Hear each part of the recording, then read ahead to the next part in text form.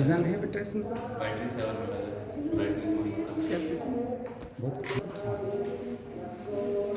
Good morning students, मैं Manoj Agarwal for the NEET classes. आप जो टॉपिक पढ़ रहे थे वो पढ़ रहे थे रिप्रोडक्शन इन ऑर्गेनिज्म।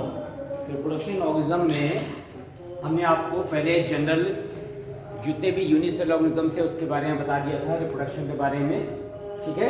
तो उसमें आपने वेजिटेटिव रिप्रोडक्शन पढ़ लिया, एसेक्सुअल पढ़ लिया, लास्ट में हमारे थे सेक्सुअल रिप्रोडक्शन। सेक्सुअल रिप्रोडक्शन में जो टॉपिक पढ़ रहे थे वो यहाँ पर फ्लावरिंग प्लांट्स में पढ़ रहे थे। Sexual reproduction in flowering plants, तो जितने भी एंजियोस्पर्म में वो फ्लावरिंग प्लांट्स हैं उसमें फ्लावर उनका मेन रिप्रोडक्टिव पार्ट है। उसमें आपने फीमेल रिप्रोडक्टिव ऑर्गन और मेल रिप्रोडक्टिव ऑर्गन अलग अलग पढ़ लिया था। उसके बाद हमने माइक्रोस्पोरोजेनेसिस पढ़ लिया था, लघु बीजाणुजन, की कैसे एंथर के अंदर परागकण और मेल गैमीट का फॉर्मेशन होता है, that is called the microsporogenesis. और मेगास्पोरोजेनेसिस पढ़ लिया था, किस प्रकार से गुरु बीजाणुजन के फलस्वरूप मेगास्पोर बनता है, और मेगास्पोर चूंकि हैप्लॉइड होता है तो क्या बनाता है, एम्ब्रॉयड सैक बनाता है, और एम्ब्रॉयड सैक के अंदर किस तरह से फिर से डिवीजन होगा, इस प्रोसेस को हमको पढ़ना है। तो ओव्यूल के अंदर या न्यूसेलस से ओव्यूल और एम्ब्रॉयड सैक के जो बनने की क्रिया थी वो मेगास्पोरोजेनेसिस थी। इसके बाद हम टॉपिक पे आए थे पॉलिनेशन। तो पॉलिनेशन को शॉर्ट में पढ़ा करके हम आगे आएंगे किसमें, फर्टिलाइजेशन। पॉलिनेशन, पॉलिनेशन को परागण कहते हैं। आपको पता है the transfer of the pollen grains from the anther to the stigma. Transfer of pollen grains from anther to, anther से अगर स्टिग्मा तक जो परागकणों का स्थानांतरण होता है, that is called the pollination. अब पॉलिनेशन में यहाँ पर दो टाइप थे, आपको पता है, सेल्फ पॉलिनेशन और cross pollination. It is of two types, self pollination and cross pollination.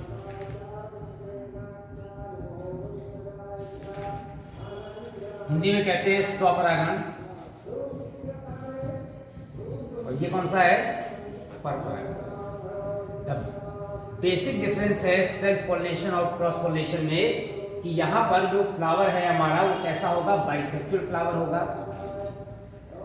Bisexual flower, अगर बाइसेक्सुअल फ्लावर है तो इसी के एंथर से या इसी के एंडोशियम से और गाइनोशियम तक क्या जाएंगे, पॉलिन ग्रेन्स जाएंगे। तो यहाँ पर ये हो गया एंडोशियम, ए से रिप्रेजेंट कर रहे हैं, और ये हो गया गाइनोशियम। तो एंडोशियम से पॉलिन ग्रेन्स निकलकर कहाँ पे जा रहे हैं, गाइनोशियम। एक ही कंडीशन हो गई, ठीक है ना। दूसरी कंडीशन सेल्फ पॉलिनेशन में क्या हो सकती है कि एक ये प्लांट है, प्लांट में एक ब्रांच पर क्या लगे हुए हैं, मेल फ्लावर, और दूसरे ब्रांच पर क्या लगे हुए हैं, फीमेल फ्लावर। तो मेल फ्लावर से पॉलिन ग्रेन्स उसी प्लांट के दूसरी ब्रांच पर उपस्थित फ्लावर तक जा सकते हैं। ये कंडीशन भी क्या है, सेल्फ पॉलिनेशन है। क्रॉस पॉलिनेशन में क्या होगा, प्लांट चेंज हो जाएंगे, एक प्लांट ये एक प्लांट ये ऑफ द सेम वैरायटी, और इससे जो पॉलिन ग्रेन्स निकलेंगे यहाँ पर, ये हो रहा है पॉलिनेशन। फ्लावर क्या हो रहा है, सॉरी प्लांट क्या हो रहा है, चेंज हो रहा है, ठीक है। तो यहाँ पर सेल्फ पॉलिनेशन में फ्लावर या तो बाइसेक्सुअल होगा या फिर प्लांट में मेल और फीमेल दोनों तरह के फ्लावर अलग अलग ब्रांच पर लगे होंगे। तो जब मेल और फीमेल फ्लावर अलग अलग ब्रांच पर और एक ही प्लांट पर लगे होते हैं तो इस दशा को क्या कहते हैं, कौन सी ऐसी कंडीशन है, ये दशा। एक प्लांट में, एक में मेल ब्रांच में मेल फ्लावर लगे हुए हैं, क्या लगे हुए हैं, फीमेल फ्लावर लगे हुए हैं। बताइए, संयुग्मन तो नहीं कहते हैं। प्लांट को क्या कहते हैं, आपने मोनोशियस और डायोशियस नाम सुना है। मोनोशियस माने, मोनोशियस माने उभय लिंगाश्रयी। उभय लिंगाश्रयी वर्ड यूज होता है प्लांट के लिए। तो उभय लिंगाश्रयी का मतलब है कि उसमें एक ही प्लांट में अलग अलग ब्रांच पर दोनों तरह के सेक्स ऑर्गन डेवलप हैं। और एक होता है डायोशियस। डायोशियस को हिंदी में कहते हैं एक लिंगाश्रयी। एक प्लांट में केवल मेल फ्लावर होगा, एक प्लांट में केवल क्या होगा, फीमेल फ्लावर होगा। तो यहाँ पर कौन सी कंडीशन है, मोनोशियस, उभयलिंगाश्रयी, एक ही प्लांट पर अलग अलग ब्रांच पर अलग अलग तरह के सेक्स ऑर्गन वाले फ्लावर डेवलप हैं। हम आते हैं मेन क्रॉस पॉलिनेशन, जिसमें आपको हमने बता दिया था कि इसमें ऑटोगैमी होती है, जिप्नोगैमी होती है और क्लिस्टोगैमी होती है। और उसके लिए यहाँ पर सेक्स पॉलिनेशन को सफल बनाने के लिए दोनों सेक्स ऑर्गन एक ही साथ डेवलप होते हैं, ठीक है ना। जब दोनों सेक्स ऑर्गन एक ही साथ डेवलप होते हैं तो उसे क्या कहते हैं, बाइसेक्सुअलिटी या सेक्स पॉलिनेशन को सफल बनाने के लिए दोनों सेक्स ऑर्गन एक साथ डेवलप होते हैं, उसे क्या कहते हैं, हाँ, समकालपक्वता कहते हैं, ठीक है ना। और क्रॉस पॉलिनेशन को सक्सेस करने के लिए फ्लावर में कौन सी या कंडीशन होगी प्लांट में, यूनिसेक्सुअलिटी, हिंदी में कहते हैं एक लिंगता, मतलब फ्लावर क्या हो, यूनिसेक्सुअल हो, एक या तो केवल मेल फ्लावर हो या क्या हो, फीमेल फ्लावर हो, तब क्रॉस पॉलिनेशन को प्रमोट करेगा। इसके अलावा और कौन कौन से फैक्टर हैं जो क्रॉस पॉलिनेशन को प्रमोट करते हैं, हेट्रोगेनी, अलग अलग समय पर अलग अलग सेक्स ऑर्गन्स का डेवलप होना, ठीक है ना। उसमें भी दो कंडीशन है, कौन कौन सी, एक होती है प्रोटेंड्री, प्रोटेंड्री को मैंने बताया था हिंदी में कहते हैं पूर्वता, और एक को कहते हैं प्रोटोगाइनी। इसमें मेल ऑर्गन पहले डेवलप होता है प्रोटेंड्री में, और प्रोटोगाइनी में फीमेल सेक्स ऑर्गन पहले डेवलप होता है। दूसरी दशा एक और हो सकती है हेट्रोस्टाइली। हेट्रोस्टाइली क्या होती है, स्टाइल माने वर्तिका, ठीक है ना। तो जो यहाँ पर प्लांट फ्लावर लगे हुए हैं वो फ्लावर में अलग अलग प्रकार के स्टाइल हैं, उनकी लंबाई में अंतर है। तो वर्तिका में अंतर होगा तो जो वर्तिका लंबी होगी वही आसानी से क्रॉस पॉलिनेशन के लिए पॉलिन ग्रेन्स को क्या कर लेगी, अट्रैक्ट कर लेगी। That condition is called the heterostyly. तो प्रोटेंड्री दशा हो सकती है, प्रोटोगाइनी हो सकती है, यहाँ पर यूनिसेक्सुअलिटी तो है ही, हेट्रोस्टाइली हो सकती है। ये सारे फैक्टर, एक और है सेल्फ स्टेरिलिटी। सेल्फ स्टेरिलिटी का मतलब जानते हैं, ऐसी दशा जिसमें एक फ्लावर में खुद के पॉलिन ग्रेन्स उसी के स्टिग्मा पर जाकर के उसको फर्टिलाइज ना कर सके, ठीक है ना। मतलब ये बाइसेक्सुअल अगर है तो बाइसेक्सुअल होने के बावजूद इसी के परागकण इसी पुष्प के वर्तिका पर जाकर अंकुरण नहीं करेंगे, that is called the self sterility. तो सेल्फ स्टेरिलिटी भी ऐसा एडाप्टेशन है ताकि क्रॉस पॉलिनेशन को क्या करे, प्रमोट करे। और क्रॉस पॉलिनेशन के कारण जो है विभिन्न प्रकार से अलग अलग पौधों से, उसी वैरायटी के अलग अलग पौधों के परागकण जब आएंगे तो क्या उत्पन्न होगा, वेरिएशन। जब वेरिएशन आएगी, विभिन्नताएं, तो ही क्या होगा, एवोल्यूशन होगा, जैव विकास होगा। अगर उसी यहाँ self pollination just like the photocopy, ठीक है ना, उसी तरह के इंडिविजुअल पीढ़ी दर पीढ़ी आगे बढ़ रहे हैं, कोई नए कैरेक्टर डेवलप नहीं हो रहे हैं। लेकिन क्रॉस पॉलिनेशन में एक ही प्रजाति की अलग अलग वैरायटी के प्लांट के बीच जब पॉलिन ग्रेन और स्टिग्मा आपस में यहाँ पर क्या करते हैं, एक दूसरे से इंटरेक्ट करते हैं, तो मेल और फीमेल गेमेट मिल जाते हैं। तो अलग अलग चूंकि प्लांट हैं इसलिए दोनों में कुछ ना कुछ कैरेक्टर्स डिफरेंट होंगे, और जब दोनों के कैरेक्टर्स मिलेंगे तो जब जाइगोट बनेगा या एम्ब्रॉय बनेगा तो उसमें नए कैरेक्टर डेवलप होंगे। That is the benefit of the cross pollination. तो क्रॉस पॉलिनेशन के बहुत सारे फायदे हैं, लेकिन क्रॉस पॉलिनेशन के लिए बहुत सारी ऊर्जा पौधों को खर्च करनी पड़ती है, क्योंकि lot of pollen grains produce करना पड़ता है परागकण। इसके अलावा इंसेक्ट को अट्रैक्ट करने के लिए बहुत सारा कलर और फ्रेग्रेंस उत्पन्न करना होता है, सुगंध, नेक्टर बने पराग इकट्ठा करना पड़ता है। इन सारे चीजों में बहुत सारी ऊर्जा क्या हो जाती है, खर्च हो जाती है। तो अगर कोई क्रॉस पॉलिनेशन के हम मेथड देखें तो क्रॉस पॉलिनेशन के मेथड में अगर जल से हो रहा है तो उसे क्या कहते हैं, हाइड्रोफिल, जल से होने वाला। फिर इसके बाद एनिमोफिली, ठीक है। फिर इसके बाद जूफिली, जूफिली माने जंतु, जूफिली में कई टाइप हैं, जैसे अगर बर्ड से हो रहा है तो क्या कहेंगे? ऑर्निथोफिली। ऑर्निथोलॉजी किसकी स्टडी को कहते हैं? बर्ड्स की। फिर इसके बाद अगर शंख और घोंगे से हो रहा है तो मेलिकोफिली।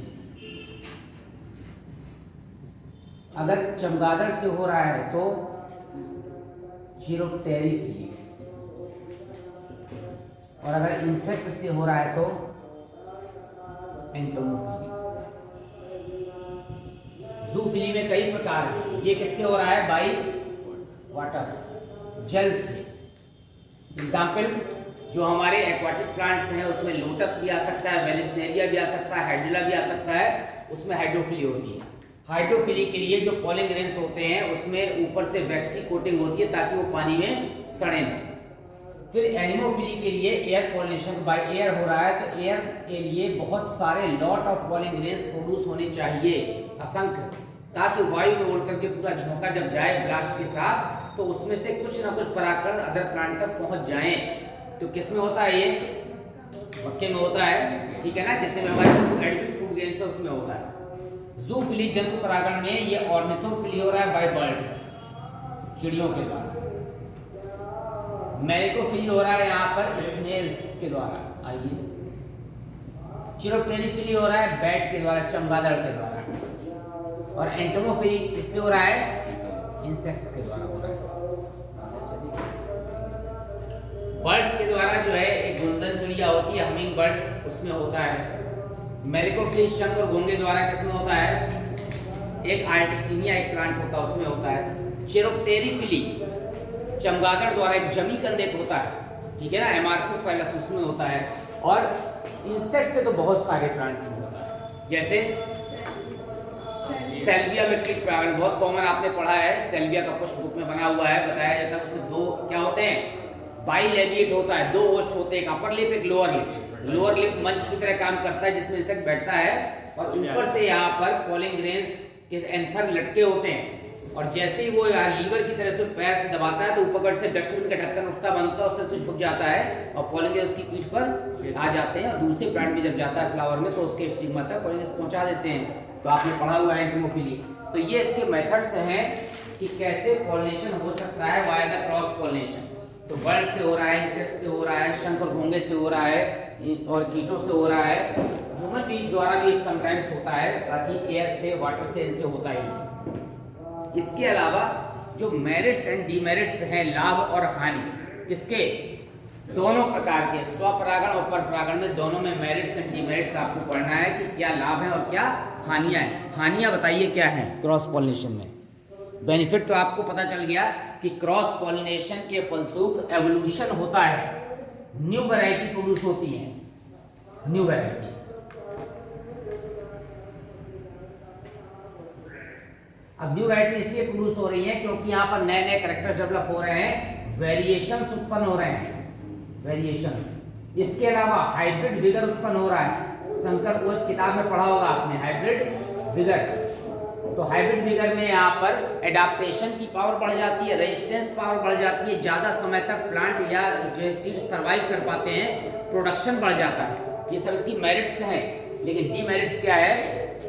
अनसर्टेनिटी होती है, अनिश्चितता है कि अगर एयर से हो रहा है तो परागकण उड़ करके पहुंचेंगे कि नहीं पहुंचेंगे, और लॉट ऑफ एनर्जी क्या हो जाती है? एग्जॉस्ट हो जाती है। इन सब में बहुत सारी ऊर्जा खर्च हो जाती है। तो आपको मेरिट्स और डीमेरिट्स उसके जरूर पढ़ लेना है। तो पॉलिनेशन के बाद हम आते हैं किसमें? फर्टिलाइजेशन, ठीक है। आवृत बीजी पौधे हम पढ़ रहे हैं यहाँ पर, सेक्सुअल रिप्रोडक्शन फ्लावरिंग प्लांट्स।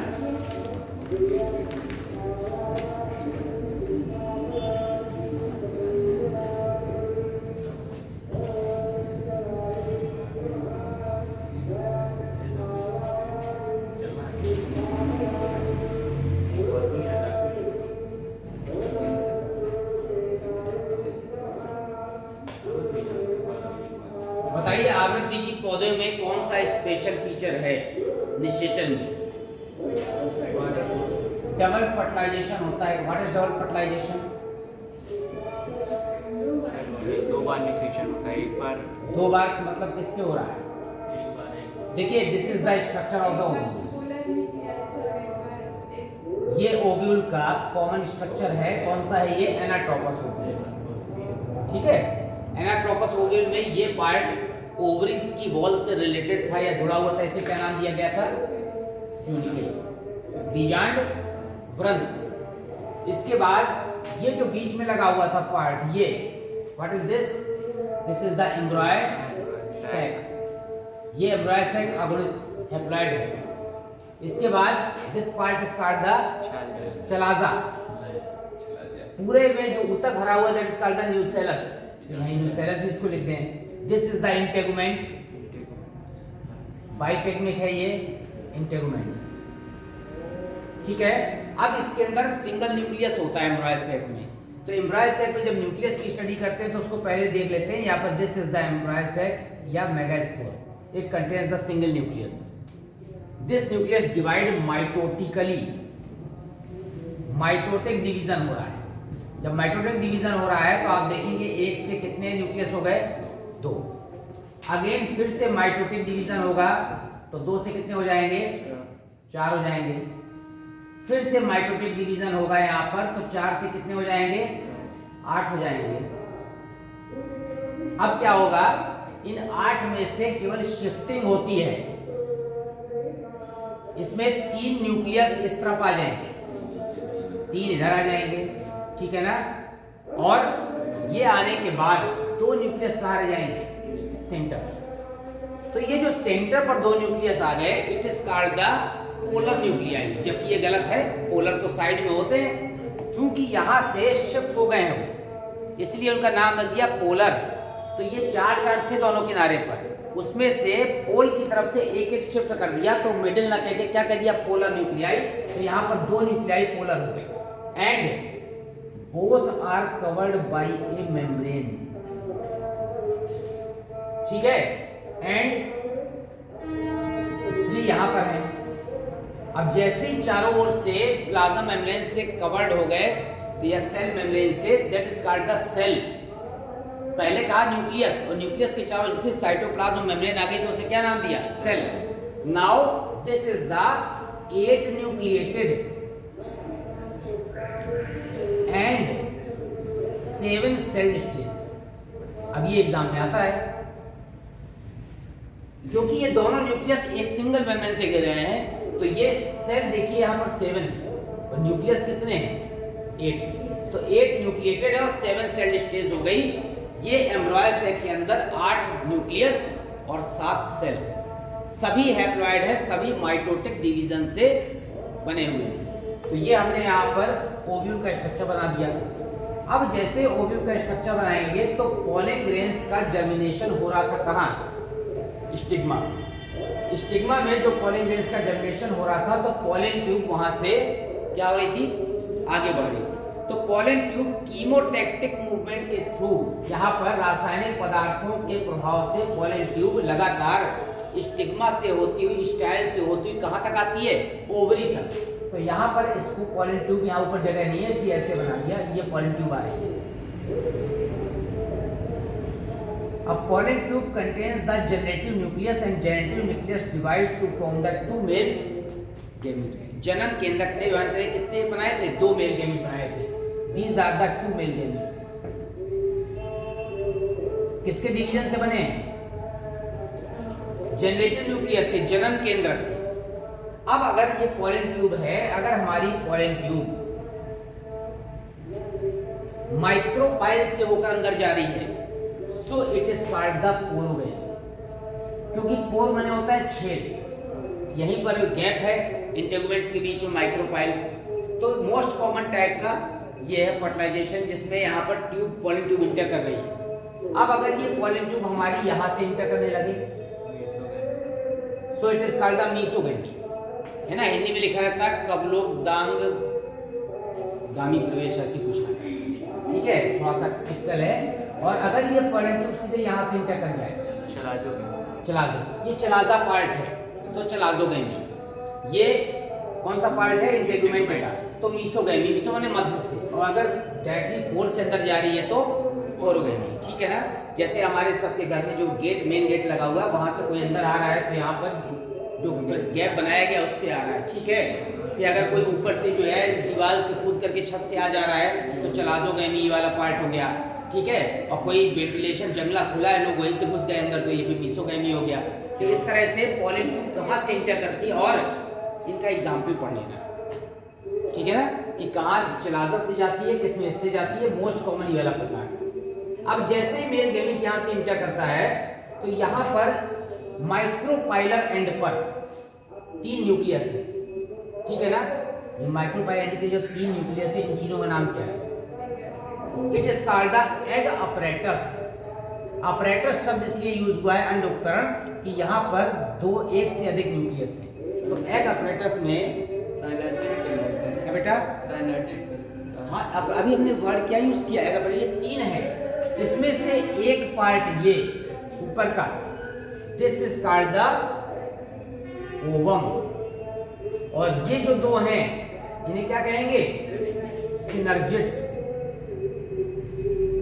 तो आप देखिए यहाँ पर ओवम 1 है और सिनर्जिड्स 2 हैं, तो ये 3 मिलकर के यहाँ पर बनाएंगे n+n+n।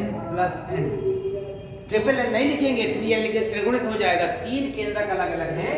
तो ये जो हमने एग अपरेटस यहाँ पर लिखा हुआ है, तो हमने अभी इन दोनों को क्या नाम दे दिया? सिनर्जिड्स। और इनको मिला करके क्या कहते हैं? Egg apparatus. n+n+n अंड उपकरण, ये जो सिनर्जिड्स है नीचे के दोनों, ये हेल्प करते हैं पॉलन ट्यूब को पेनिट्रेट करके कहां तक पहुंचने में? ओवम तक पहुंचने में, ठीक है। इसके अलावा इन्हीं सिनर्जिड्स को एक और नाम दिया गया, क्या कहते हैं? बताइए। सहायक तो हिंदी में कहते हैं। एक नाम है फिलीफॉर्म अपरेटस, ठीक है।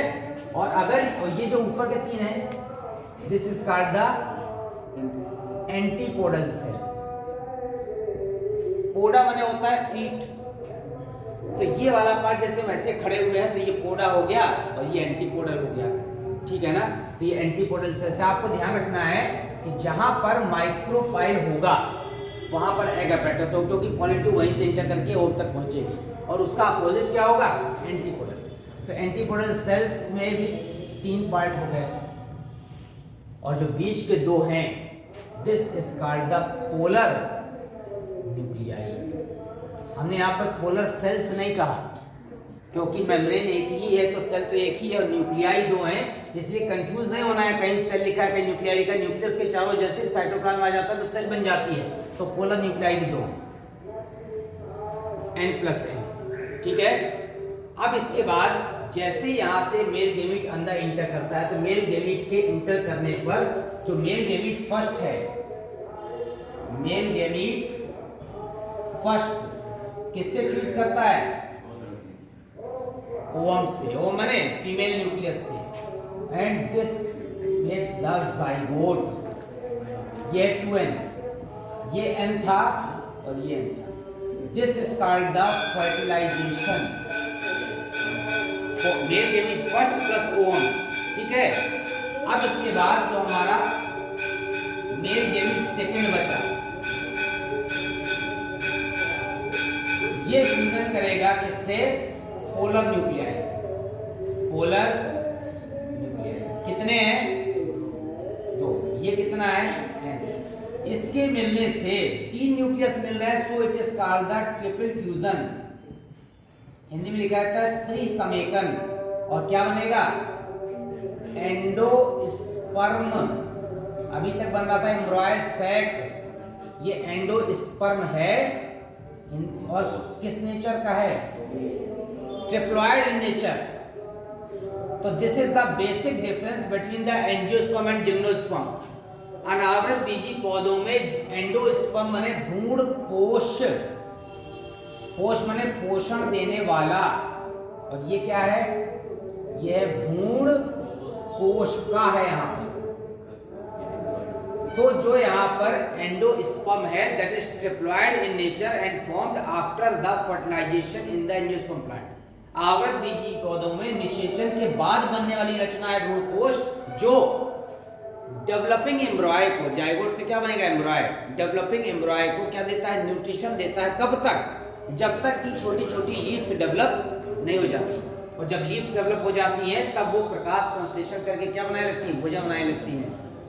और जिम्नोस्पर्म प्लांट्स में endosperm is formed before the fertilisation, so it is haploid in nature, अगुणित प्रकृति का होता है और यहाँ पर निषेचन के पहले बनता है, जबकि यहाँ पर बन रहा है निषेचन के बाद बन रहा है।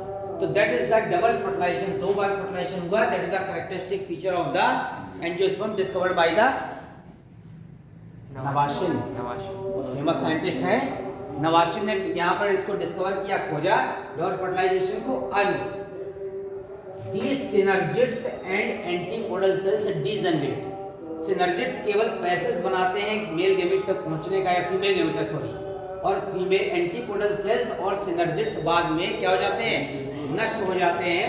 और नष्ट होने के बाद ये जो हमारा एम्ब्रॉय सैक है, इसके चारों ओर जो इंटेगुमेंट लगी है, integument is converted into the seed coat, ठीक है ना, and whole ovule is converted into seed, ये ओव्यूल हमारा सीड में बदल जाता है। दिस होल ओवरी किसके चारों तक, इसके चारों तक क्या है, ovary, whole ovary is converted into the fruit. तो फर्टिलाइजेशन के बाद ओव्यूल सीड में और ओवरी फ्रूट में कन्वर्ट हो जाती है। तो ओव्यूल सीड में हुआ, ये फ्रूट में कन्वर्ट हो गया, as well as the integuments are converted into the seed coat and fruit wall, sorry, ovary wall is converted into the fruit wall. और सिनर्जिड्स हो गया, एंटीपोडल सेल्स हो गया, पॉलीट्यूब हो गया, ये सब बाद में क्या कर जाती हैं, डीजनरेट कर जाती है। तो this is called the double fertilisation, ठीक है। डबल फर्टिलाइजेशन में केवल आप एग्जाम में जब आए तो आप ये क्वेश्चन लिख दीजिए, समीकरण चित्र बना करके। अगर आप लैंग्वेज से कहां ही लिख लेंगे तो बहुत समय लगेगा, तो कुछ नहीं लिखना है आपको, केवल दो यहाँ पर समीकरण लिख देने हैं, उससे समझ में आ रहा है कि यहाँ पर जाइगोट बन रहा है, और इससे क्या बन रहा है, एंडोस्पर्म बन रहा है। और जाइगोट जब डेवलप करके किसको बनाता है, जाइगोट से क्या बनता है, एम्ब्रॉय बनता है। जाइगोट के आगे एरो लगा के बना दीजिए एम्ब्रॉय, भ्रूण। और भ्रूण में आपको पता है दो पार्ट होते हैं, कौन कौन से, रेडिकल और प्लूमूल। रेडिकल से क्या बनेगा, रूट सिस्टम, और प्लूमूल से क्या बनेगा, शूट सिस्टम बन जाएगा। स्टेम और शूट में अंतर है, क्या अंतर बताओ, स्टेम और शूट में क्या अंतर, शूट SHOOT, एक दिन बताया था। दो सिस्टम होते हैं प्लांट में, रूट सिस्टम और शूट सिस्टम। शूट, रूट के अलावा जितना सब पार्ट है सब शूट है, लीफ है, ब्रांचेस है, फ्लावर है, सब क्या है, शूट। इसीलिए फ्लावर की डेफिनेशन क्या लिखी थी आपने, it is the modified shoot, ठीक है। आपका ओव्यूल हो गया, पॉलिनेशन हो गया।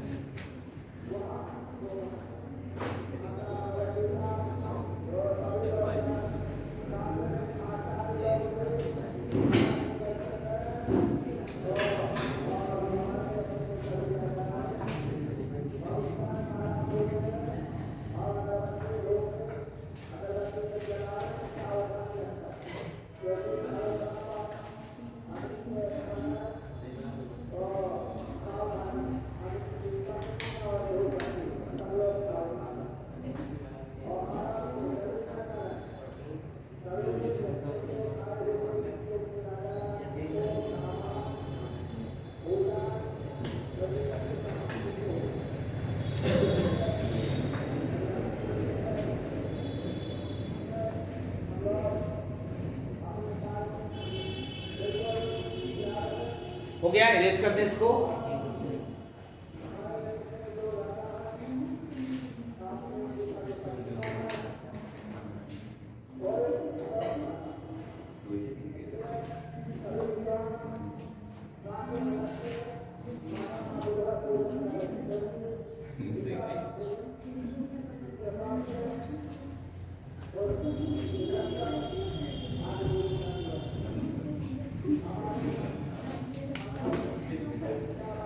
हम आते हैं endosperm.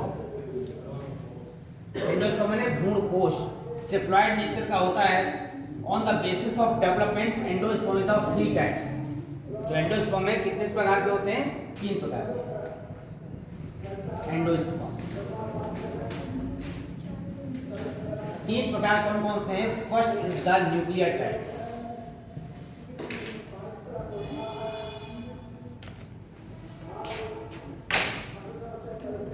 Second is the cellular type, and third is the helobial type.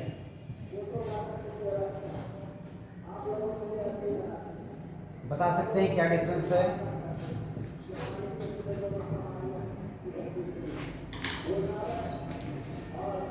Nuclear type, cellular type और हेलोबियल टाइप। ये हमारा एम्ब्रॉय सैक था।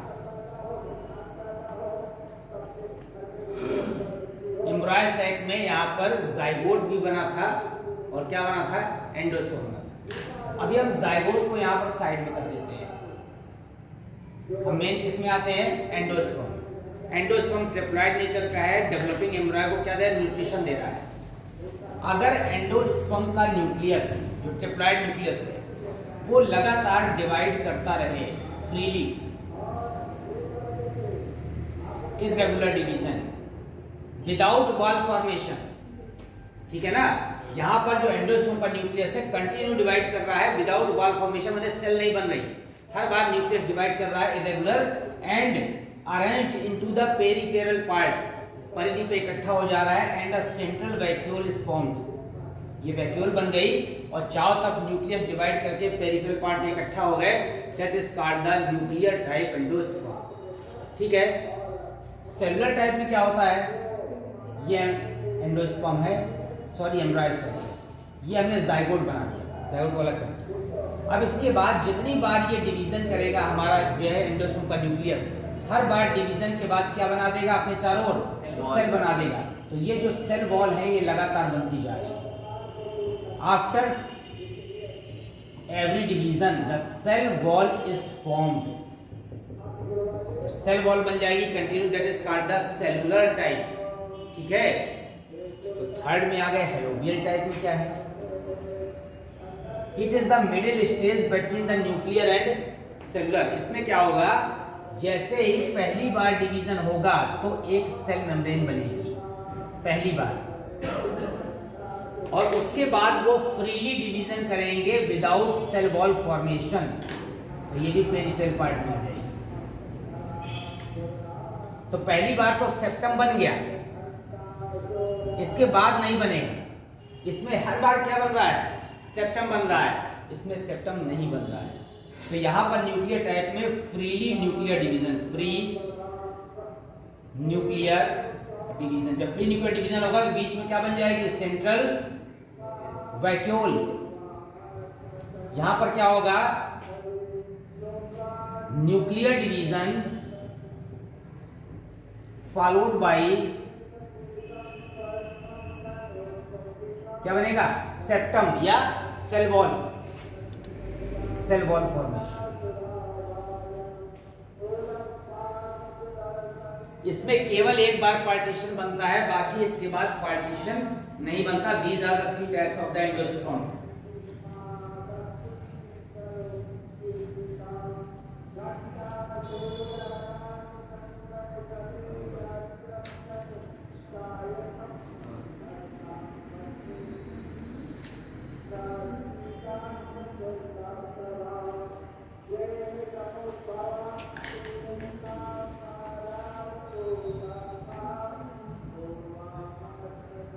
इसमें एग्जाम्पल है एरिमुरस, और बाकी दो कॉमन है। न्यूक्लियर टाइप मोस्ट कॉमन है।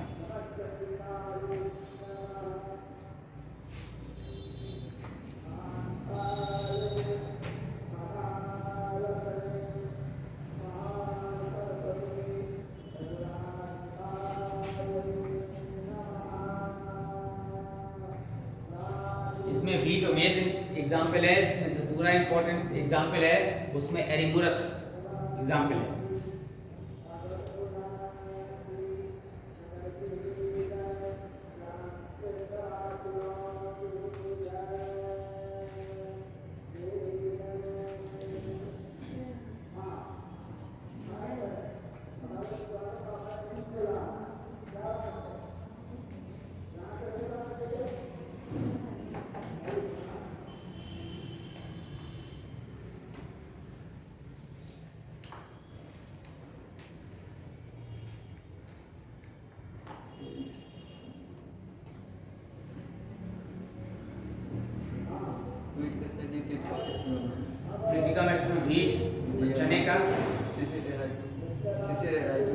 साइसर रेटिनम होता है चने का, मेज का जियामेज होता है, ठीक है ना। कुछ कॉमन है 4 से 10 प्लांट्स, उसका नाम जरूर वर्टिकली याद कर लीजिए।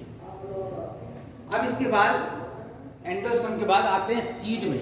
तो सीड इज ऑफ 2 टाइप्स, कौन कौन से होते हैं? एंडोस्पर्मिक और नॉन एंडोस्पर्मिक। हिंदी में कहते हैं यहाँ पर भ्रूणपोषी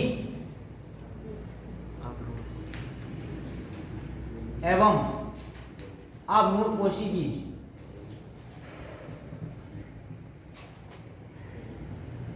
इंग्लिश में कहते हैं यहाँ पर endospermic and non endospermic seed. बताइए क्या डिफरेंस है दोनों, एंडोस्पर्मिक में और नॉन एंडोस्पर्मिक? पाया तो दोनों में जाता है, बस ये है कि उसमें जो है समय के साथ साथ यूटिलाइज्ड हो जाता है। जब तक आप उसको देखते हैं सीड को तो आपको लगता है कि वो खत्म हो गया है, ठीक है। तो एंडोस्पर्म तो बनेगा, एंजियोस्पर्म प्लांट है तो एंडोस्पर्म बनेगा, ट्रिप्लॉइड नेचर का होगा। ऐसे सीड जिसमें भ्रूणीय विकास में, एम्ब्रियोनिक डेवलपमेंट में एंडोस्पर्म पाया जाता है और कोटिलेडन्स क्या होते हैं? बहुत पतले होते हैं। देखिए बीज पत्र आप जानते हैं, चने को 2 पार्ट में खोल सकते हैं, द्विबीजपत्री। गेहूं को 2 पार्ट में नहीं खोल सकते, एक बीजपत्री। बीज पत्र वो पार्ट है जिसमें मेन रूप से भोजन संचित होता है। उसी के आधार पर, बीजपत्र के आधार पर पौधों को एक बीजपत्री, द्विबीजपत्री में बांटा गया। तो जो जिन पौधों के बीज 2 पार्ट में खुल जाते हैं, चने का खुल जाता है, मटर खुल जाता है, वो सब द्विबीजपत्री हैं। जिसके नहीं खुलते हैं वो एक बीजपत्री। तो जिनमें जो है बीज पत्र क्या होते हैं? पतले होते हैं और भोजन मुख्य रूप से एंडोस्पर्म में ही संचित रहता है। That seeds are called the endospermic seed. Example, गेहूं में, मक्के में, सब क्या है? एंडोस्पर्मिक है। जिन पौधों में भ्रूणीय विकास के दौरान एंडोस्पर्म समाप्त हो जाता है और बीज पत्र में भोजन पाया जाता है कोटिलेडन्स में, वो नॉन एंडोस्पर्मिक है, अभ्रूणपोषी, ठीक है। अभ्रूणपोषी में आपके जितने भी डाइकॉट्स हैं वो अभ्रूणपोषी में आ जाते हैं। तो एंडोस्पर्मिक माने जिसमें एंडोस्पर्म में भोजन अभी भी संचित है और पर्याप्त भोजन किसको दे रहा है? एम्ब्रायो को दे रहा है, डेवलपमेंट, वो एंडोस्पर्मिक है। और जिसमें एंडोस्पर्म भोजन समाप्त हो जाता है, कोटिलेडन्स के रूप में रह जाता है, वो क्या है? यहाँ पर नॉन एंडोस्पर्मिक है, ठीक है। फिर इसके बाद जो छोटे छोटे शॉर्ट नोट आते हैं, उस शॉर्ट नोट में एक है यहाँ पर पॉली एम्ब्रियोनी, हिंदी में कहते हैं बहुभ्रूणता। नाम सुना होगा आपने, बताइए क्या होता है polyembryony? The formation of the more than one embryoid in the seed. एक सीड में एक से अधिक भ्रूण का पाया जाना बहुभ्रूणता कहलाता है, ठीक है ना। ये जो दशा है most common in gymnosperm, most common in gymnosperm. अनावृत बीजी पौधों में प्रमुखता से पाई जाती है पॉली एम्ब्रियोनी, आवृत बीजी पौधों में कम पाई जाती है। ऑरेंज में खोजा गया था, ल्यूवेनॉक ने खोजा, ठीक है। कुछ पौधों में मोस्ट कॉमन है, कुछ पौधों में कॉमन नहीं है।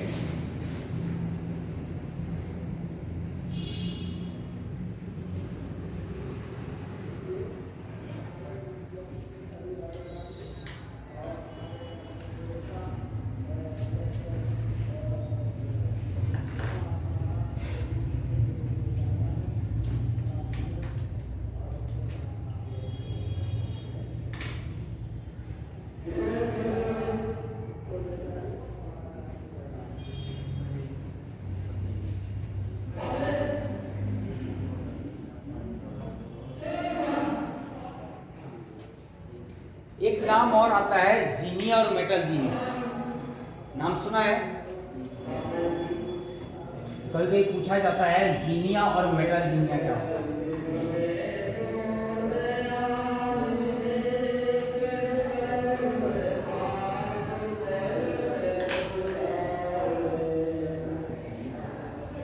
जो हमारे पॉलन ग्रेन्स हैं उसका जो नेचर होता है, प्रकृति होती है, वो इफेक्ट डालती है एंडोस्पर्म पर। तो यहाँ पर जीनिया का मतलब है effect of pollen grains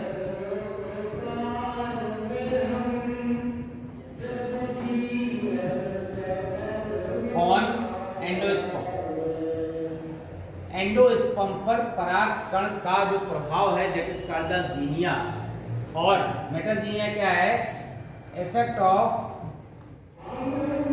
pollen grains on outside the endosperm, endosperm के बाहर परागकण का पड़ने वाला प्रभाव क्या कहलाता है? मेटाजीनिया। ये दोनों वर्ड दिए थे फॉक में, कौन से? जीनिया और मेटाजीनिया।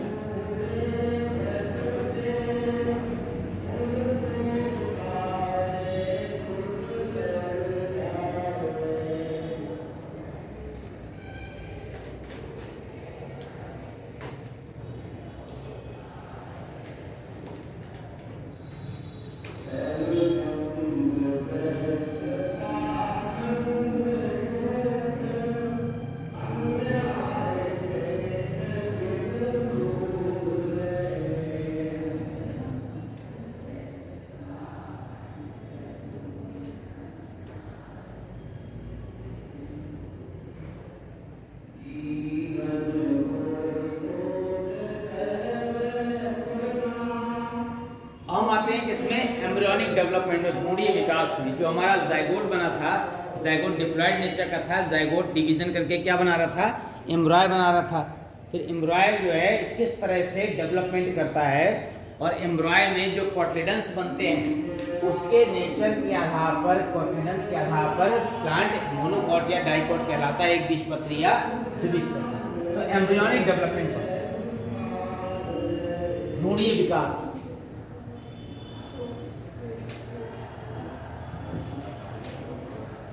Embryonic development.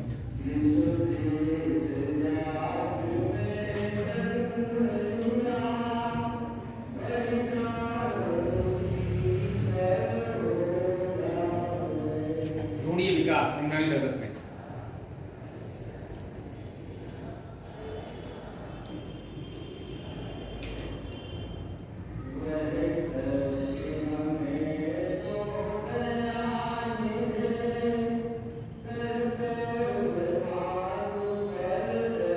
एम्ब्रियोनिक डेवलपमेंट में क्या होता है? जाइगोट सबसे पहले माइटोटिक डिवीजन करता है। जैसे ही माइटोटिक डिवीजन करेगा तो इसमें ऐसे दो पार्ट बनेंगे। जो दो पार्ट बनेंगे, तो अगर हम ओव्यूल को सीधा कर दें ऐसा, आर्थोट्रोपस ओव्यूल, ये क्या है? सिंपल ओव्यूल ये होता है। इसमें यहाँ पर ये एम्ब्रॉय सैक है। एम्ब्रॉय सैक के अंदर क्या बन रहा है? जाइगोट भी बन रहा है और एंडोस्पर्म बन रहा है। जाइगोट जब डिवीजन होता है तो दो पार्ट बनते हैं, एक को कहते हैं यहाँ पर अपर सेल, एक को कहते हैं लोअर सेल, ठीक है ना? तो ये वाला पार्ट कौन सा हो गया? अपर सेल हो गया, और ये वाला पार्ट कौन सा हो गया?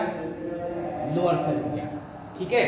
तो जब भ्रूणीय विकास होता है तो अपर सेल जब डिवीजन करता है तो उसे कहते हैं सस्पेंसर सेल, और ढेर सारी क्या बनाता है? निलंबक। तो निलंबक जो है इसको नीचे वाले सेल को फोर्स करता है नीचे की तरफ, ताकि वो फूड का क्या कर सके? एब्जॉर्प्शन, उसको नीचे दबाने के लिए। तो दो पार्ट में डिवाइड हो गया, एक को कहते हैं अपर सेल, एक को कहते हैं लोअर सेल। तो अब आपको ये बताना है कि अपर सेल माइक्रोपाइल की तरफ है कि लोअर सेल माइक्रोपाइल की तरफ?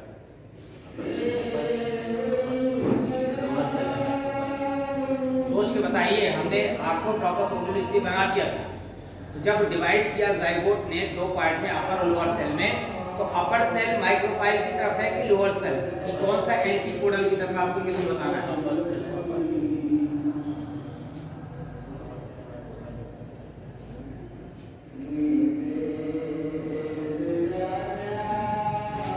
आप अपनी कॉपी में जाइगोट बनाइए, ये ओव्यूल, ओव्यूल में फिर आप देखिए कौन सा बना दिया? आर्थोट्रोपस बनाइए।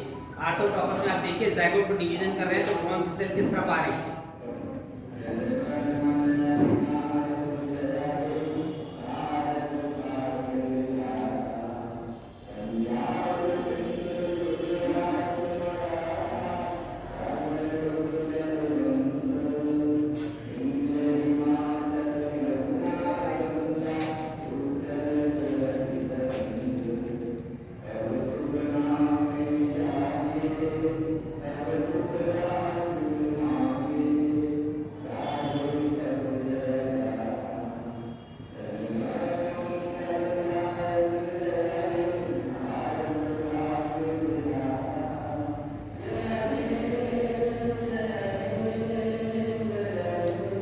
सेल एंटीपोडल सेल्स की तरफ है और लोअर सेल किसकी तरफ है, माइक्रोपाइलर पार्ट की तरफ।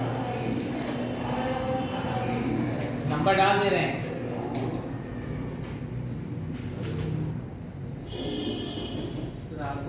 में तो ऊपर माइक्रोपाइल ऊपर पाया जा रहा है। अब आप देखिए, अभी आपने बनाया था ऐसा, ये वाला पार्ट क्या था, एम्ब्रायो सैक था। यहाँ पर जिस समय एंटीपोडल सेल्स कहाँ आएंगे, इधर पॉलन ट्यूब यहाँ से इंटर कर रही है, तो माइक्रोपाइल कहाँ गया, इधर। एंटीपोडल सेल कहाँ चले गए, नीचे।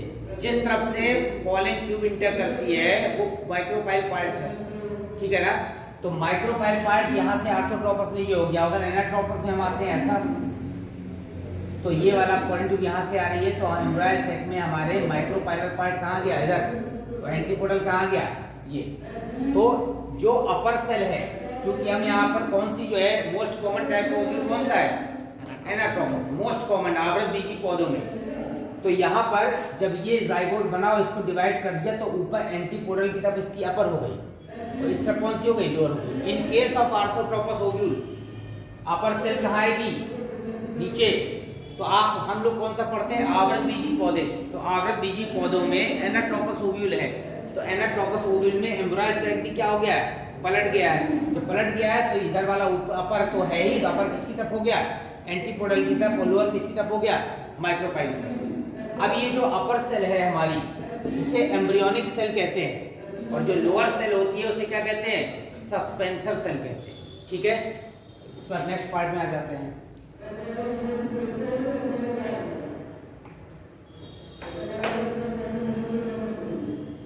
अपर सेल लिखिए, इसमें फिर से लिखिए अपर सेल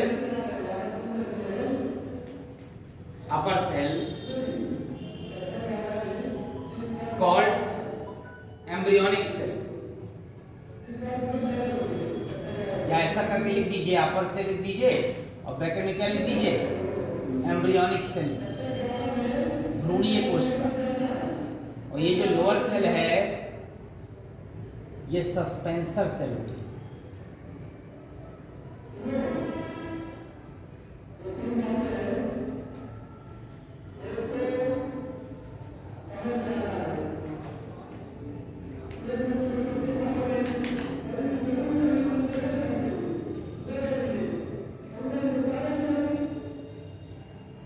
अब सस्पेंसर सेल क्या करेगी, यहां पर लगातार डिवाइड करेगी।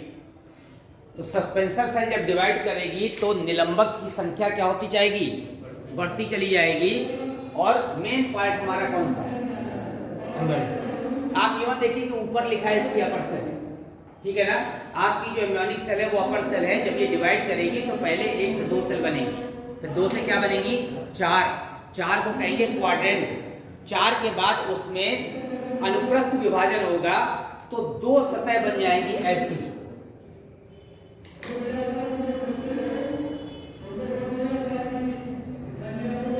अब इसमें कहेंगे 4 को हाइपोबेसल और 4 को क्या कहेंगे, एपीबेसल।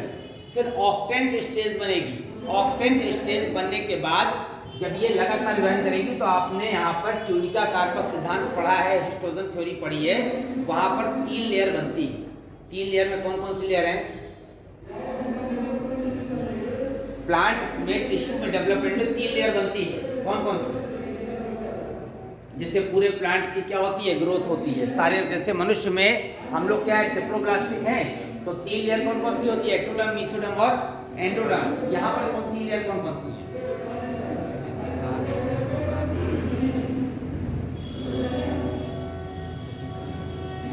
नहीं नाम पता है, पेरीब्लेम, प्लीरोम, ये नाम नहीं सुना आपने। और सबसे बाहर कौन सी, कैलिप्टोजन। तो सबसे अंदर जैसे आप प्लांट देखिए, मार्कर देख रहे हैं, मार्कर के अंदर जो बाहर की लेयर है ये क्या है, एक्टोडर्म। अब एक्टोडर्म अगर ये स्टेम है तो इसे कहेंगे एपिडर्मिस, तो अगर जड़ है तो क्या कहेंगे, एपिब्लेमा कहेंगे। दोनों में अंतर कैसे पहचानेंगे, अब जब हम चित्र देखते हैं तो उसमें तो लिखा नहीं होता कि ये एपिब्लेमा है कि एपिडर्मिस है, है ना, नामांकन कर देते हैं कि एपिब्लेमा एपिडर्मिस, तो जड़ में एपिब्लेमा लिख देते हैं और तने में एपिडर्मिस लिख देते हैं। डिफरेंस कैसे पहचानते हैं? माइक्रोस्कोप से देखेंगे तो मूल रोम भी एक फीचर हो सकता है। मान लो मूल रोम झड़ गए या शूट हेयर नहीं है, कहीं गिर जाते हैं, तो कैसे पहचानेंगे कि either it is the section of किसका, यहाँ पर रूट और द किसका, स्टेम। केवल आउटर मोस्ट लेयर को देखकर पहचानना है कि ये सेक्शन रूट का है कि स्टेम का। जो रूट में एपिब्लेमा लिखा होता है दैट इज नॉन क्यूटिकुलराइज्ड, क्यूटिकल नहीं होती उपचर, और जो एपिडर्मिस होगा, ठीक है ना, तो उसमें क्यूटिकल होगी। तो cuticle is not a cellular layer, वो केवल क्या है, नॉन सेलुलर लेयर है। जैसे हमारे मोबाइल को हम लोग इन्वेलप में लेमिनेशन करा देते हैं, तो नॉन सेलुलर लेयर कोशिकीय परत नहीं है। जब भी आप कभी जड़ का सेक्शन देखते हैं तो जड़ के सेक्शन में ऐसी जो सेल बनी होती है, अगर हम इसमें एपिब्लेमा लिख रहे हैं तो यहाँ से यूनिसेलुलर रूट हेयर लगे हुए हैं, लेकिन कभी कभी रूट हेयर नहीं दिखते हैं, तो हम पहचानेंगे इस तरह कि अगर इसमें क्यूटिकल परत है तो ये एपिडर्मिस है, और इसका मतलब है कि या तो ये स्टेम का सेक्शन है या लीफ का सेक्शन है। और अगर उसमें एपिडर्मिस नहीं है तो इसका मतलब ये जड़ का सेक्शन है, उसको नाम क्या देंगे यहाँ पर, एपिब्लेमा। और अगर ये एपिडर्मिस होगी तो इसके चारों ओर एक ऐसी लेयर चढ़ी होगी, नॉन सेलुलर लेयर। तो ये तो एपिडर्मिस है और ये क्या है, क्यूटिकल। इसके बाद जो मिडिल लेयर होगी उसे क्या कहेंगे यहाँ पर, पेरिब्लेम, और जो सबसे अंदर की होगी उसे कहेंगे प्लीरोम। प्लीरोम में पाए जाते हैं समान मंडल, जाइलम और फ्लोएम। इन तीनों लेयर से मिलकर के यहाँ पर डेवलपमेंट होता है। अगर उसके अंदर एक कॉर्डेटेंस बन गया तो मोनोकॉट, और अगर दो बन गए तो डाइकॉट। अगर मान लीजिए मोनोकॉट या डाइकॉट आपको नहीं दिख रहे हैं, सीड तक आप नहीं पहुंच रहे हैं, तो आप पौधे को देखकर कैसे पहचान सकते हैं दूर से कि either it is the monocot or dicot है। शिरा विन्यास देख सकते हैं, ठीक है, उससे पहचान सकते हैं। अगर मान लीजिए वहां पर हमको पत्तियां झड़ गई हैं पौधे में, केवल फ्लावर लगे हुए हैं, तो हम फ्लावर को देख के कैसे पहचानेंगे it is the monocot plant और द डाइकॉट। मान लो पत्तियां झड़ गई पौधे की, पतझड़ हो गया, सारी पत्ती गिर गई, एक भी नहीं दिख रही है, तो आप फ्लावर को देखकर कैसे पहचानेंगे कि it is the monocot or dicot. वैसे तो थिकनेस को देख के पहचान लेंगे, लेकिन मैं क्या कर रहा हूँ, फ्लावर को देख के, छोटा सा पौधा है, फ्लावर को देख के, थिकनेस देख के कैसे पहचान सकते हैं। वुडी प्लांट होगा तो कैम्बियम होगी, कैम्बियम होगी तो डाइकॉट होगा पक्का है, और नहीं होगा तो मोनोकॉट। लेकिन फ्लावर को देख के कैसे पहचानेंगे बताइए। अरे यार, फ्लावर में कहाँ सेकेंडरी ग्रोथ होती है, वो तो मैं स्टेम बता ही चुका हूँ कि स्टेम थिकनेस दिखाई देगी तो डाइकॉट है। फ्लावर को देख के कैसे पहचानेंगे, कोई एक फ्लावर आपके सामने रख दिया गया, पहचानिए either it is the monocot or dicot. मतलब ये एक बीजपत्री पौधे का पुष्प है कि डाइकॉट का है, कैसे पहचानेंगे।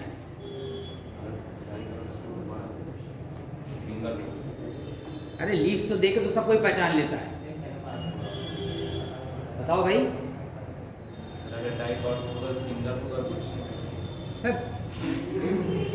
अरे आप भूल गए, flower has 4 parts, calyx, corolla, inducium, vanucium, but in the case of the monocot the calyx and corolla are not differentiated। calyx और corolla अलग अलग पहचान में नहीं आते, so they are called the perianth, परिदल। उसमें केवल एक चक्र होता है, चाहे उसको calyx मान लो चाहे corolla, इसलिए अलग से नाम दिया गया perianth माने परिदल।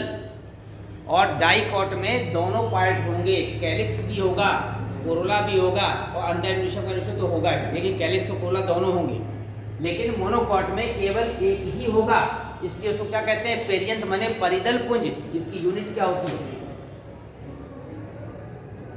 बाह्यदल की इकाई होती है सेपल, दल की होती है पेटल, तो पेरियंथ परिदल की क्या होती है, टेपल। इस तरह से आप इसको आइडेंटिफाई करेंगे कि ये मोनोकॉट है कि डाइकॉट है। फ्लावर को देखकर, लीफ को देखकर तो हम कर ही सकते हैं, ठीक है। तो आपने जो एंजियोस्पर्म में जो रिप्रोडक्शन है फ्लावरिंग प्लांट्स का वो देखा, तो इसमें सबसे इंपॉर्टेंट क्या है, माइक्रोस्पोरोजेंसिस, जिसमें पॉलन ग्रेन का स्ट्रक्चर ज़्यादा पूछा जाता है। फिर मेगास्पोरोजेंसिस में ओव्यूल का स्ट्रक्चर पूछा जाता है, टाइप्स ऑफ ओव्यूल पूछे जाते हैं।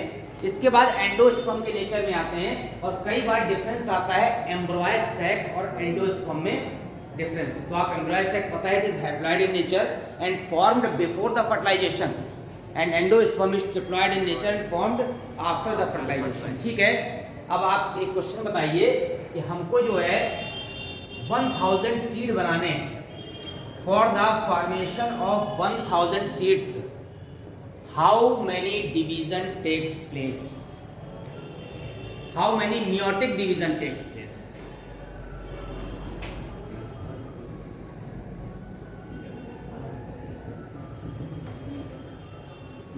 एक 1000 सीड बनाने के लिए कितनी बार अर्धसूत्री विभाजन होंगे? 12 क्यों होंगे? वो तो बुक में लिखा था, आपने रट लिया, इतनी बार होंगे। क्यों होंगे बताओ? क्योंकि सर 200 देखो, सीड बनाने के लिए दो चीज चाहिए, मेल गैमीट और फीमेल गैमीट। समझ रहे हैं? तो जो मेल गैमीट है यहाँ पर, मेल गैमीट किससे बना है? पॉलिंग्रेंस से। पॉलिंग्रेंस किस प्रोसेस से बने हैं? माइक्रोस्पोरोजेंसिस से। माइक्रोस्पोरोजेंसिस में एक माइक्रोस्पोर मदर सेल, एक माइक्रोस्पोर मदर सेल जो डिप्लॉयड, मदर सेल का मतलब डिप्लॉयड है, ये जिस समय मियोटिक डिवीजन करती है अर्धसूत्री विभाजन, तो एक से कितने बनते हैं माइक्रोस्पोर? 4। हमें यहाँ पर 1000 क्या चाहिए? Male gamete. सीट कितने बनाने हैं? 1000 ना, तो 1000 मेल गैमीट चाहिए। इसका मतलब है कि यहाँ पर माइक्रोस्पोर मदर सेल कितने चाहिए? 250। तो वो 250 बार डिवीजन जब करेंगे तो यहाँ पर 1000 क्या बनेंगे? माइक्रोस्पोर। 1000 माइक्रोस्पोर का मतलब है 1000 मेल गैमीट। ठीक है, अब हम आएंगे मेगास्पोर। अब हमको क्या बनाना है? Female gamete. फीमेल गैमीट में यहाँ पर जो मेगास्पोर मदर सेल है, वो मेगास्पोर मदर सेल डिप्लॉयड तो होती है और मियोटिक डिवीजन जब करती है तो हर बार 4 सेल बनते हैं मेगास्पोर, लेकिन 3 नष्ट हो जाते हैं। तो कितना सरवाइव करता है? केवल एक। इसका मतलब है कि हमको एक मेगास्पोर मदर सेल से केवल एक मेगास्पोर मिलता है और इसका मतलब एक ही ओवम मिलता है। तो हमको सीड बनाने के लिए हमें मेल गैमीट तो 1000 मिल गए, फीमेल गैमीट भी 1000 चाहिए। इसका मतलब है कि 1000 मेगास्पोर मदर सेल 1000 बार मियोटिक डिवीजन करेंगे तो 1000 क्या बनेंगे? मेगास्पोर। और हर मेगास्पोर के अंदर क्या बनेगा? एक फीमेल गैमीट। तो यहाँ पर 1000 टाइम्स क्या हो गया? Meiotic division. तो 1000 बार ये और 250 बार ये, तो 1250 बार मियोटिक डिवीजन होगा, तब जाकर 1250 क्या बनेंगे? सीड बनेंगे। इस तरह के क्वेश्चन अक्सर कंफ्यूजिंग पूछे जाते हैं। 1000 है बेटा? 1000 सॉरी 1000 सीड। तो 1000 सीड के लिए 1250 बार क्या होगा?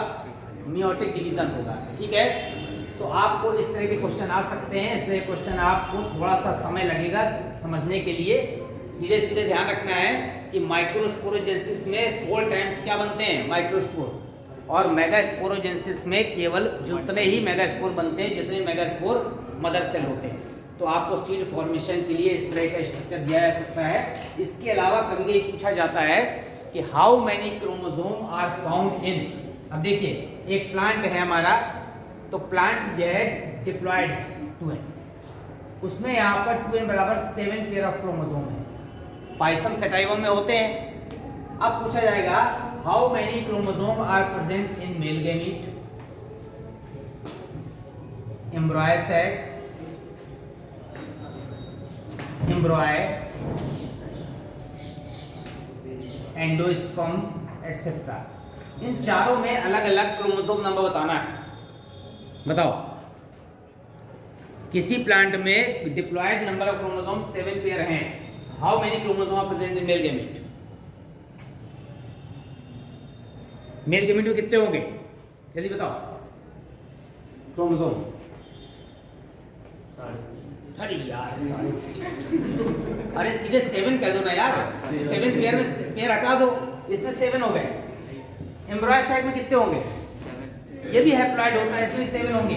इसमें कितने होंगे? 14 7 पेयर कहो ना। हाँ वही।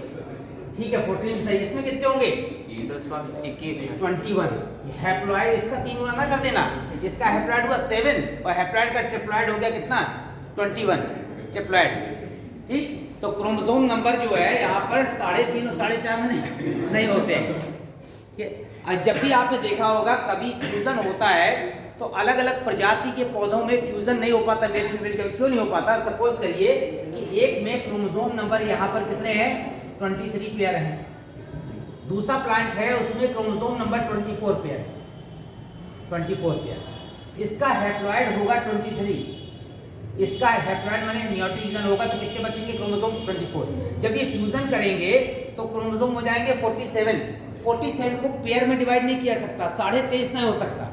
इसीलिए इस तरह के जब अलग अलग प्रजाति के प्लांट में मेल फीमेल गैमीट में फ्यूजन होता है तो एक तो फ्यूजन हो नहीं सकता, अगर फ्यूजन हो भी गया तो जो जाइगोट बनेगा या एम्ब्रॉय बनेगा वो जर्मिनेट नहीं करेगा, सरवाइव नहीं कर सकता, जर्मिनेशन भी नहीं होगा, क्योंकि यहाँ पर क्रोमोसोम नंबर को फिर से मियोटिक डिवीजन में कन्वर्ट नहीं किया सकता। तो जब भी ऑड नंबर के क्रोमोसोम बन जाएंगे तो वो कभी हाफ नहीं हो सकते, 47 का हाफ नहीं हो सकता, 23.5 हो नहीं सकता। तो इसीलिए अलग अलग प्रजाति के पौधों में यहाँ पर फ्यूजन नहीं हो पाता, एक ही प्रजाति की वैरायटी में फ्यूजन हो सकता है। यही ह्यूमन बींग्स में भी है, मनुष्यों में जब भी हम इस तरह के एनिमल्स के बीच में क्रॉस कराते हैं तो क्रॉस कराने में अगर आर्टिफिशियल क्रॉस आपने करा भी दिया तो फ्यूजन होने से अगर जो है कोई इंडिविजुअल बन गया तो वो रिप्रोडक्शन नहीं कर सकता। जैसे आपने खच्चर देखा है, ठीक है ना, वो घोड़ी के और गधे के क्रॉस से जो बनता है तो वो आगे फर्टिलाइजेशन नहीं, सॉरी आगे नहीं कर सकता, रिप्रोडक्शन नहीं कर सकता। क्यों नहीं कर सकता? उसमें क्रोमोसोम नंबर कैसे हो जाते हैं, ऑड नंबर पे।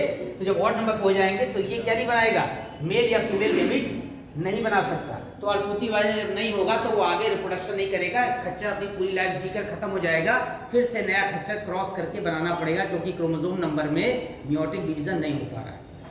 ठीक है, तो अब इसके बाद आपका एनिमल रिप्रोडक्शन रह गया, वो नेक्स्ट टॉपिक पे लेंगे। Okay, thank you.